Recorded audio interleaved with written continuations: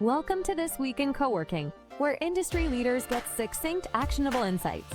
Here are your hosts, Hector Colonas and Mike LaRosa. Hey everybody, and welcome back to the This Week in Coworking podcast feed. We are back again with another weekly recap, this time covering everything that we shared in week 12's newsletter. If you're not getting the newsletter, hop over to thisweekincoworking.com, click on week 12 and dive in and browse the stories as we go. Today, I'm joined once again by my co-host, Mike LaRosa. I am Hector Colonas, but this week we're also joined by a guest host, James Shannon from Ascensus. James, how are you? Good, thank you. Great to be here, Hector and Mike, and looking forward to it. Great to have you here. You're the sponsor this week, and you introduced a fantastic new product into the market. Instead of me trying to explain what it is, in the simplest technical terms, what is Luo Biosense? Absolutely. Well, we're really excited to announce Luo. Personally, I've been working on this for many years, so it's great for my team to get the product to market. It solves a pain point that we've been seeing with many of our customers and in the co-working and flex industry in general. And fundamentally, it's all about bookable space. So, meeting rooms and bookable space in general is some of the most valuable in-demand space in the inventory stack, and it should be the most profitable. But there's always been compromise in how we manage these spaces. So until today, it's been around putting access controller to restrict access to those spaces, but that frustrates users because everything has to be pre-booked. They can't use the spaces ad hoc. We're all human beings. We're not all 100% organized and pre-book every single meeting room. We like to dive around and be productive and jump into spaces for calls and so on. It becomes really hard when everything's locked down under access control and everything has to be pre-booked. The alternative is we've seen people not put access control and put booking systems in, but then you have squatting, you have people not using their credits, there's lack of revenue and capture from those bookable spaces. And so really Luo was designed and conceived and built from the ground up to create a brand new way to manage and monetize flexible real estate by converging booking and access into a single product that's simple to install, low cost, and powered by the security and flexibility of Apple and Google Wallet. And all of this, allowing me to not only pre-book a space and only have my attendees and myself have access to that, but similarly, I just need to jump in a space for a call, the ability to tap Luo and in hundreds of milliseconds, less than half a second, book, pay, and open the door for me to jump into that available space and use it. And by capturing this revenue and driving monetization, we're talking about ROI in days, not years. That is very interesting. So functionality wise, it's very much like going from, the Oyster card or the Metro card in London and New York to now being able to tap to get onto the subway or the park. That's right. And that's what's so great. The learned behavior of all these models that everyone's familiar with, tapping to buy a sandwich, tapping to use the Metro or the subway, you already know how to use Luo. It's fantastic. And tell me about like the back end stuff of that. Like, how does it connect with the rest of my business? Do I have to use, a Census platform? Is it like, how does it connect to what I'm using as an operator? Right, absolutely. So Luo is an end-to-end solution. It combines everything from the Luo Reader and the Luo Hub, which sit on the front end of the door and in the room, all the way through whatever tenant experience or booking platform using at the front end, which may be our white-enabled app, it may be our experience at the front end, but it could equally be one of our many partners who've integrated with Ascensus at the back end that allows us to create this split-second real-time experience at the door. Because one of the ways we've managed to do this is to create this end-to-end, low latency response is to make all these decisions in the cloud. So we need to maintain a real-time source of truth of the bookings and of the inventory, but that doesn't mean we have to be that booking experience. So we've got lots of customers using different tenant engagement platforms, flex office management platforms. That's all good. We're working with a number of partners on native integrations. You're already obviously very familiar with integrating with Ascensus as well. And when we got mutual customers who use us to do that. So yeah, we're not looking to create a walled garden or a proprietary system. We're looking to really unlock the experience and drive revenue whilst, playing as nicely as we can with the other partners, because that's how I believe you create the best and most powerful tech stack, in co-working. This is such a really cool technology. I remember years ago I was in a meeting where someone said, the best technology is the one that happens, invisibly, right? It kind of happens and it just makes it work. And I know this might be a very technical question, but because you are integrated with, all these different partners, and it sounds like you've got the ability for customers to kind of adjust based on what they've already got implemented into their businesses because it's so fast. You've mentioned like that half second. Yep. How are you handling like billing and payment? Is this a solution that's oriented more for an existing internal user that already has an account registered? So like the cards on file, this is not necessarily maybe more of a public, like, external user coming in. Kind of curious about like the payment side of things. Is Yeah. it is so fast, like card on file has to be valid, or could you Right. be drawing off and billing off of a very large existing customer's account? Right.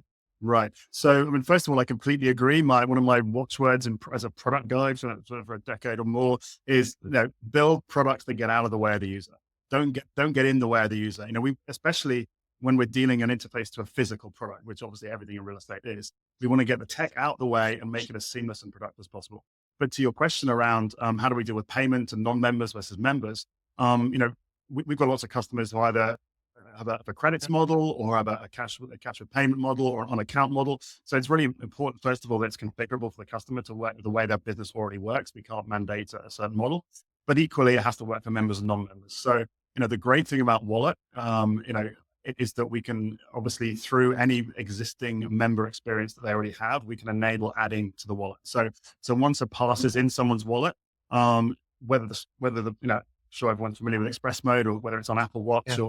or just like in the subway, you don't even need to turn the screen on. You can just use it and consume the resource. Now, interestingly, that can be from a member app, a member experience, but equally, I could add an external member, and in the meeting invite, we can include an add to wallet button, which adds their temporary pass to wallet, which is time limited, which gives them access street to seat or street to meeting room, to enable that experience. So from an experience perspective, the wallet journey can apply equally to members and non-members. From a monetization and billing perspective, again, if the configuration is there, which can be on a customer by customer, member, non-member basis, even some of our customers have different models for home and away. So if I'm a member in this building versus a member in that building, I might be charged different things. And that's all about, again, at a back end, from a back end perspective, us metering and monitoring and managing those charges and then passing them into whatever the billing platform of choice is for that customer. Whether it's workspace management platform, ERP platform, Stripe, whatever, it doesn't really matter. So we can obviously handle the credits, we can handle the overages, pass the overage at the end of the month to be billed. Similarly, it could be cash to account where the payment is taken on the front end and passed to us with as a paid booking, or equally on account charges at the end of the month. That was a very good Sounds question. good. Yeah, it was Yeah, a it very good sounds like question. Go for it. I think so. It sounds like you've got all the angles covered, which I think is what's so exciting that there are so many different angles to this There are. business, right? Which is finally starting to, I think, get the attention that, and kind of the focus of, like you said, it is really the most in demand. And because it is the most in demand, it really should be the most valuable.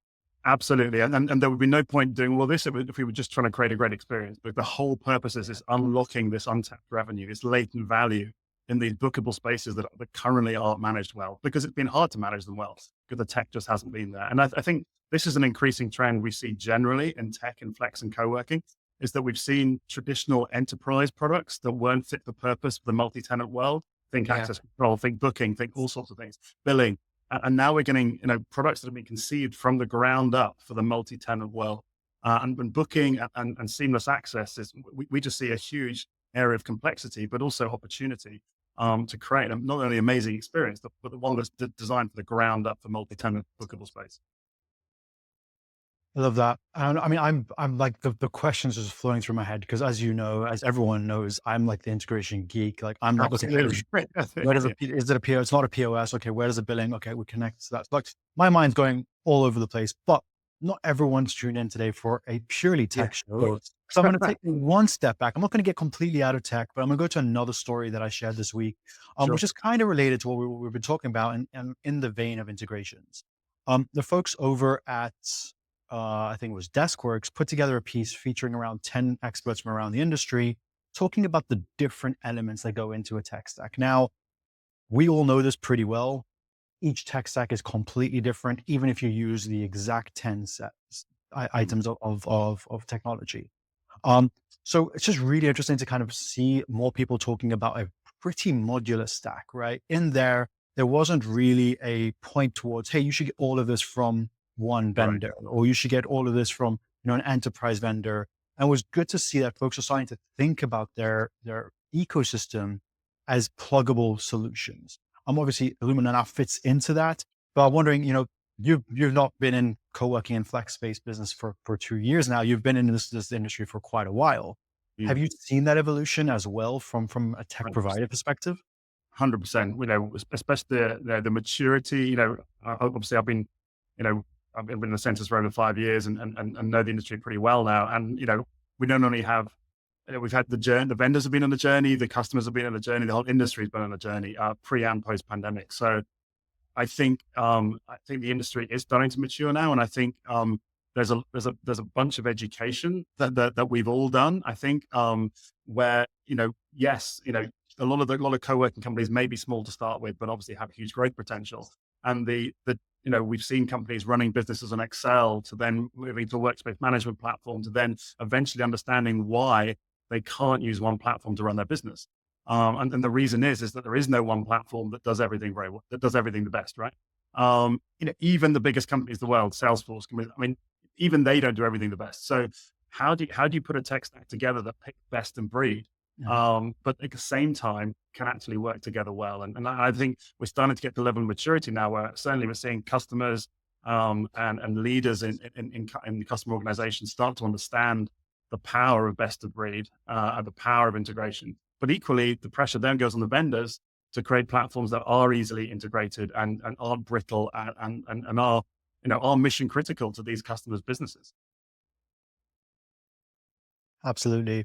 It's just, yeah, once again, I'm trying not to get pulled into the geekiness of this because I could definitely sit and chat with you too about Yeah, yeah, and tech and all that, but I completely agree with the fact that it is becoming more modular. That the implementers of technology are also becoming more educated, but so are the users. So the actual community managers who are being hired into these roles, 100%. they're used to having fluid experiences, everything Right, on the phone, kind of being able to tap in and tap out. So we're seeing kind of a top down change, but we're also seeing a bottom up change, right? I'm coming into an organization, I'm used to, TikTok, Slack type experiences. Why are you still using Excel? right, Right. So we're right, seeing that difference really, really interesting. right. Big quick shout out to the folks who were mentioned in that article from Clark, Kaylee, Taylor, Adrian, Jamie, William, Sam, and Reed, all mentioned in that article. Thanks for kind of sharing what is important to you Mm. and the fact that it was such a modular stack. One more thought on that. Equally, I can hear someone asking, well, in that case, why combine bookings and access? Why not have a best of breed access and best of breed booking? And the answer is because it's about, at the end of the day, it is about the experience. It is about the customer. So in the same reason, it used to be really hard to get a picture off your digital camera and send it to somebody. Well, why not put the camera in the phone? Yeah. Convergence is a natural journey that tech goes to create user experience and to create value. And so in an ideal world, that stack of 10 might be a stack of 5. In 5 years' time, who knows? But there is always a disruptive element to this, which is that convergence, integration isn't the answer to everything. There are opportunities for convergence where you can create an amazing and better user experience. Yeah, exactly. It's a 10x improvement. Yeah, Like exactly. And that's where you get the amplification of that. that's great. I love the example of the camera. I also use the example of, if you remember mini discs, I'm not Oh, sure wow. Yeah, yeah. myself now, Early but adopter. like that process of putting music onto that, and then the iPhone came out, Right. or the iPod came out, then the iPhone came out, and everything was in one device. That's kind of where Yeah. my mind goes as well. So I Yeah, love your yeah. example as well, and completely dated myself. So let's Yeah. swiftly on. So staying in the realm, so that's kind of in the realm of technology within the space. We saw two news stories from technology outside the space. I like to think of technology as kind of an onion of technology. As you move further out, you get to kind of the things that touch the most people, but the least of your actual customers. And we saw two pieces about aggregators this week. We saw one kind of M&A play out in France, where the team at Worklib acquired Offitels. This is their third strategic acquisition in the year. So we saw some acquisition activity. Obviously, we saw Yardi acquire DeskPass and Hubble a couple of weeks ago. Before that, we saw Instant doing a roll up. So Yeah. this kind of part of the market's getting really, really heated as kind of folks try to acquire both the supply and demand side of this. It's a really interesting market to watch. Then we're also seeing new technology being sprinkled in. Out from Australia, we saw Rubberdesk adding a new AI tool, basically taking natural language, understanding kind of where the person is, the context, what they're actually asking for, and just presenting results as if a human was just listening to that. So just fantastic news coming out of the aggregator world. I wanted to, I guess, get some thoughts. I know, Mike, you're ex kind of aggregator. I've built an aggregator, I've left an aggregator, I integrate with aggregators. Um, James, you also do a bunch of work kind of connecting your system to Correct. external. And so what do you guys think about this heating market around aggregation? Yeah.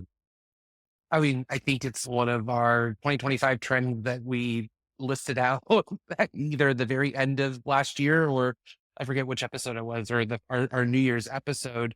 It's a really difficult market. I mean, it is not easy because you're dealing with customers on multiple sides, right? You have to be in service to the operators, but you also then have to be in service to the end users and the occupiers. And then what on that side, it can be even more delineated between B2B. So now you're dealing with more of that account management and that longer sales cycle, or B2C, which you're then spending a lot of time trying to sell $25 day passes to like individuals and freelancers, which it's a great market that's very much worthwhile pursuing, but it's just a lot more to go after. And there's just a lot more out. There's so many platforms out there. And I kind of joke that every couple of months or so, I learn about a new one. And I'm like, this is my job to know about all these. And now there's yet another new one. And have you not researched all the other ones that are in the market? But it is fascinating. I think from my angle as it relates to integrating with aggregators,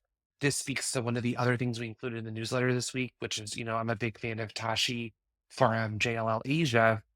The conversations are being had from all different types of angles. And it even touches on a little bit about the integrator mention that James referenced when he was talking about, integrators, not just integrations. Yeah. You know, if I were to put on my day job hat, we're talking to like low voltage integrators that are traditionally accustomed to selling just straight up security systems. And now they're also being asked about booking solutions or solutions kind of like what you rolled out here, James, that speak to that. And so then you have to figure out how to get the integrators to plug into that. If we were just to talk about the AI piece, and then I'll be quiet, I promise. What was fascinating with Rubberdesk was there's AI as a product, like Unity in the marketplace, which I think is a Yeah. great solution. And the actual product is that it is AI, but it brings multiple functionalities to what your business needs, versus the Rubberdesk, which I find fascinating, is a more nuanced kind of scalpel. Like, how do I deploy UI to the different parts of my business? So I am not a AI. Did I say how to apply UI? I meant AI. How do I apply AI to improve the Yeah. UI? Right. Right. Yeah, 100%. I mean, I think for me, what's interesting about the aggregators is obviously they've been scaling up, they've been growing, consolidating, and so on, which is all about pushing the inventory to the aggregator to then consume, to the user to consume it. That then begs the question, what happens when they consume it? So whether it's enterprise, whether it's B2C, getting access to a space, whether that might be an office or a bookable space, how do they then get in seamlessly into that bookable space, into that office, and so on? And this is obviously something we think about the Lumo too, right? The whole thing about enabling seamless access, not only within a building, but across a portfolio, but also across an aggregator's portfolio, is that the dream should be it's seamless to the end user, no matter where I book a space, that I should basically be able to seamlessly access it. So for me, the aggregator journey is kind of getting to the top of the hill, where we've got the demand sorted out, we've got the supply sorted out, the platforms are there, the consolidation's happening to get the market leaders, but now it's going to become about delivering a great experience. In the same way that obviously hotels are a way more mature industry, they obviously figured all this out a long time ago. Now this is going to be the next wave of experiences. How do we create that seamless interaction with the physical world, not as a direct member, but as an aggregator, as an aggregated consumer? So that I can literally go to any bookable space, anything I've consumed through an aggregator, and have a seamless journey in that space. And then obviously that's something we're heavily focused on and enabling as well. Yeah, I mean, it's something we keep seeing and keep hearing from our conversations with, multi-location operators, indie Right. operators, is to lovingly borrow from Kurt on your team, that suite to street, Street to seat. street to Yeah. street, look the other way around. Um, Terrible play. So that seat, street to suite play, just enabling that so that Yeah. anyone who books through any way 100%. is a first class citizen in the space, right? That 100%. they're treated, that their name is known, and it's taken some time, and we've been trying to help aggregators do this since Yeah. 2019, and there are still aggregators out there that won't give the space the name or the Right. contact details of the person making the booking. So Right. yes, it's great to have, being able to tap in and tap out. That's assuming that the technology can communicate with the person making the booking. 100%. But there are still platforms out there. They're like, Mm. Sam X from this Right. platform is coming to your space. You don't know where they're from, what Right. they're doing there. You have no context. And so You like, can't deliver a credential to you can't give them Wi-Fi. Yeah. You can't you can't do anything until they physically Exactly. walk into the space. And Mhm. especially around kind of meeting and on demand, most folks book it when they need it. They don't book it half an hour Mm. before they need it, right? Or they don't rock up with enough time, like as if they're at an airport to kind of go through security and Yeah. do that. They expect to be getting there, get in, smile at the person at the front desk, be pointed at the right room, or use some sort of wayfinding, be able to tap in and tap out, Absolutely. which is really, really interesting. And Um, that's the other interesting point is that, and we've seen this in so many, I've seen this in so many other industries that I've worked in, is that, first mover advantage is really important and people want to get that first and get the scale, but it's often the one that executes the best that is actually wins the game. And so, we're only at the start of this journey, that there'll be disruptors who come in who are new to this, but go after that experience, and don't, cling onto the data, are open and looking to create that seamless journey for the end user. And they will be the ultimate winners because at the end of the day, people vote with their feet, and they vote, where the experience works for them and gets out of their way. Um, yep.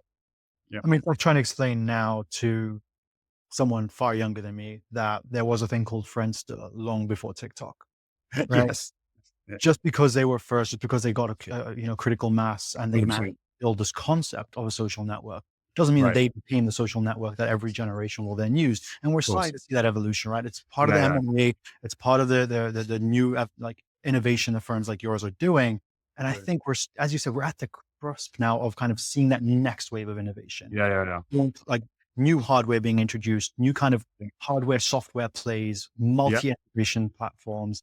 Like this is all happening right now. And I mean, there's not much I can share more about that publicly, but we all know yeah, from behind the scenes that these things are happening. And it's a really, really exciting time for folks who are listening in. It's around 23 minutes into this recording, and yeah, we are still talking about tech. So there's a lot happening. There's a lot going on in the ecosystem. So yeah, I'm just really, really excited, and I'm glad that we got to geek out about that. But moving yeah. away from tech completely, Mike, Yeah. what else do you want to talk about today?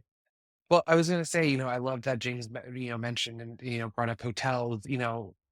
I won't be a broken record, but I'm on the record for being a big believer in that it really is the hotelification of office space, but it really is how it's consumed. And if you want to get a little bit more grander, it's kind of like maybe we're entering like the commoditization era, right? Because, I was on a call with an operator late last night. Like, there is no difference between the meeting room that you have in a Class A tower that's across the street from another meeting room or conference center and then the Class A tower. So then it's how do you differentiate? And so that's something that I think there's always a lot of focus on London and of course the North America market, because that's where Hector and I sit.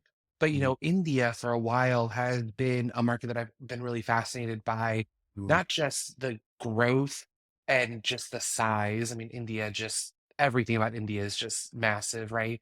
When you've got that many people, but it's also the creative use of new terms. And so, from hotel to something we mentioned in the newsletter this week is the Offitel, which I think is a combination of office and hotel. But to be clear, this operator doesn't actually have any hotel component. It's just Mhm. office space. But it was an interesting term to describe the types of spaces or the types of services that they were offering.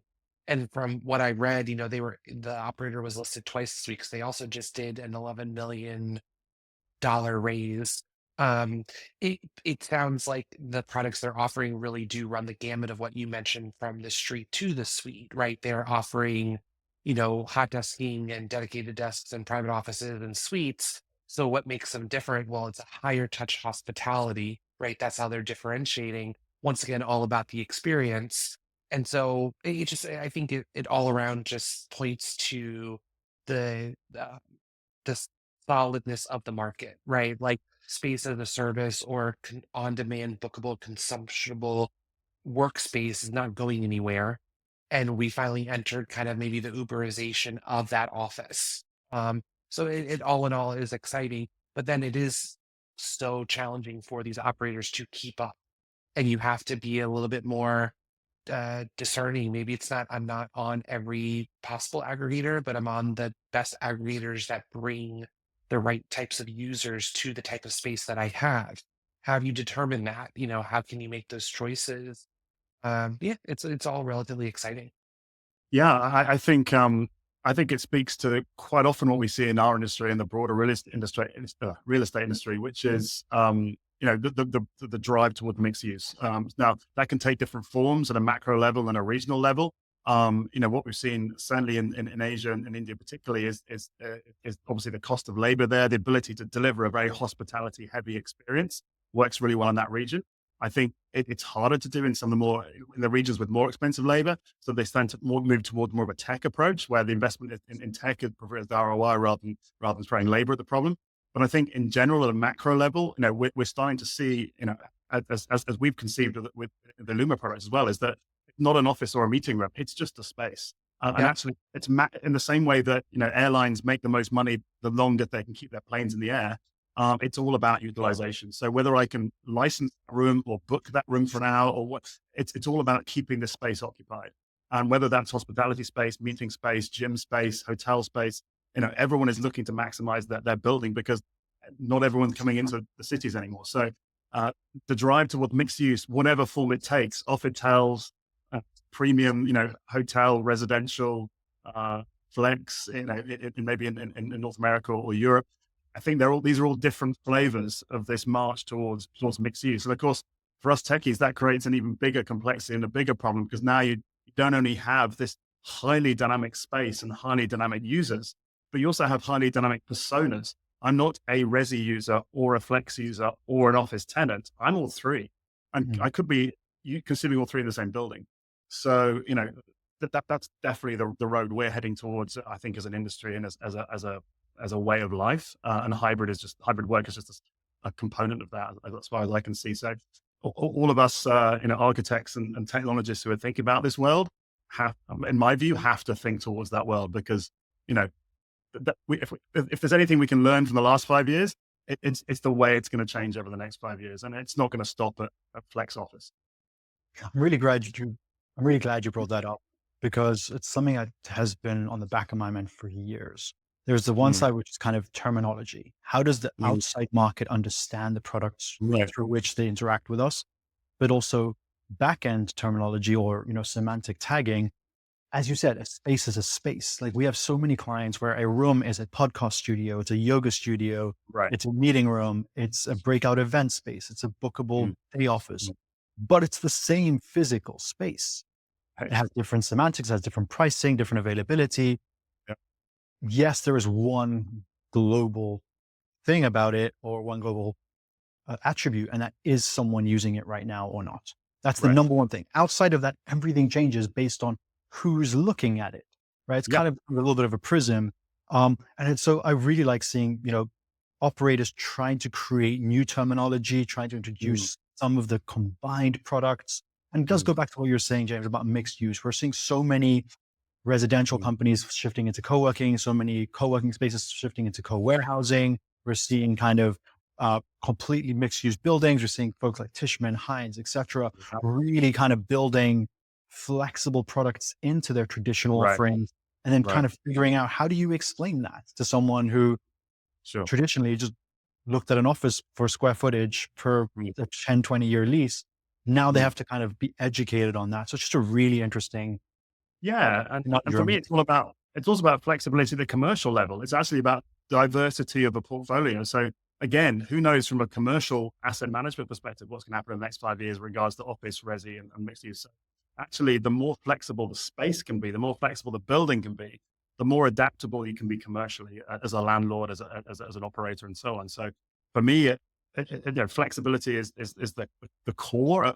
Whether it's the tech, whether it's the space, whether it's the commercial model, and so on, and the ability to adapt dynamically and create ultimately a seamless series experience. Because, as you say, the perception of space is through the lens of the person who's consuming it. As you say, whether looking for somewhere for yoga or looking somewhere to work, it's the experience I want is the lens of my persona as a consumer. So yeah, there's definitely something about that experience, and also, how tech enables that experience. But there's also something that's at the heart of co-working that goes a little bit more than just how I interact with the space. And that's how the space interacts with its neighborhood, with its community, with the people and organizations that surround it.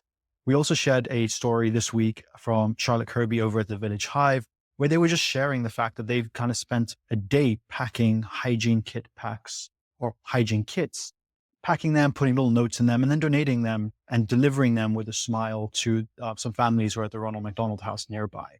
This is just another reminder that yes, there's financials, there's unit economics, there's technology, there's integrations, there's door fobs, there's all these things, but there's also humans doing good for the people around them. And so I definitely want to make sure we've got to flag that before we got out of this episode. It's not just about the nitty gritty. It's about the people, just like everyone listening, come to work every day and create space and impact for those around them. I completely agree. And, it's interesting. Customers often say to me, how do we get people back into the office? What's the solution? What tech do we need? Is it actually, when I think about my team, the thing that brings them to the office is the people, is the community, and so on. So we should never forget that the whole purpose of space is to bring people together, and it's the community and the people. So however good the tech is, however seamless the journey, at the end of the day, it's about bringing people together. Yeah, and I love that point, James, because it's the people it's the driving reason for why people want to be in the space, or it's that Right. activity and that type of camaraderie and that connection. And it's technology's role, I think, to eliminate the friction of making that happen. Right. So the technology is not Right. the reason driving them. The technology is the The thing enabler. that's enabling them to do it, because it's hard enough to get someone to want to do something, but then when they try to do it, if it's not seamless and if there's friction, then that's where the drop off comes. And that speaks to Right. some of also kind of that e-commerce chatter, to go back to all the Right. tech conversation in that newsletter. It's the evolution of like how the steps people go through, right? And so I think that's why with this product that you've rolled out, when you're saying that you've got the billing taken care of and all these different functionalities in under half a second, that's usually the biggest issue, right? That having Right. to like pull out the credit card and enter in the credit card numbers, and then I'm and then did the card say, "Oh, I don't recognize this. Try this again. Transaction declined." All that type of stuff. Yeah. Absolutely. So I just wanted to agree with what Mike was saying, and also just thank everybody for listening to probably the geekiest and most tech heavy episode we've ever recorded. I appreciate you all for listening. I appreciate both my co-hosts for helping me run this conversation and dig into the geekiness of everything. James and Mike, thanks for being here. Everyone, thanks for listening. We will be back next week, back in your podcast feed, but you might hear some new episodes drop between then and now. So we'll see you soon.